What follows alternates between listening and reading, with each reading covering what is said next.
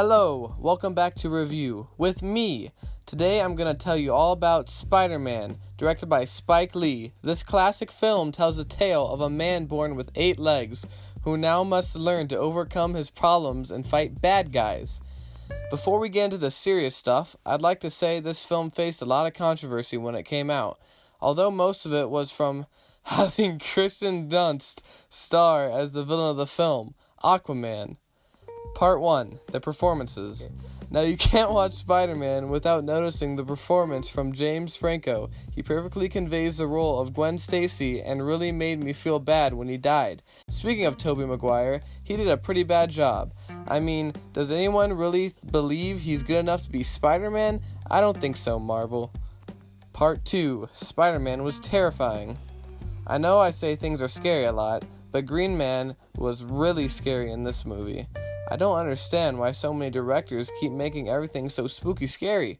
I can't even see movies anymore. I keep leaving because I get too scared, and now I can't sleep. Voiceover, who am I? You sure you want to know? The story of my life is not for the faint of heart. If somebody said it was a happy tale, if somebody told you I was just your average The Green Goblin is just humbled by misery. I offered you friendship and you spat in my face. Green Goblin continues to spun for the last web, Spider-Man. Part 3. The story of Spider-Man. As I wrote earlier, Spider-Man was a very controversial film when it was released in theaters. The film had been stuck in development for around 8 decades. Despite this and its questionable casting decisions, the story of Spider-Man is a truly complete and utter masterpiece.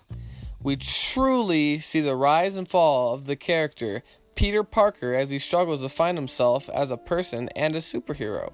The deep and intriguing themes of guilt and responsibility strain every corner of this film. However, it continues to maintain itself as a crowd pleaser filled to the brim with entertaining action and compelling dialogue. This blockbuster truly deserved the MTV Movie Award for Best Kiss, of course, between the gorgeous James Franco and Tobey Maguire. Part 4. Special Effects.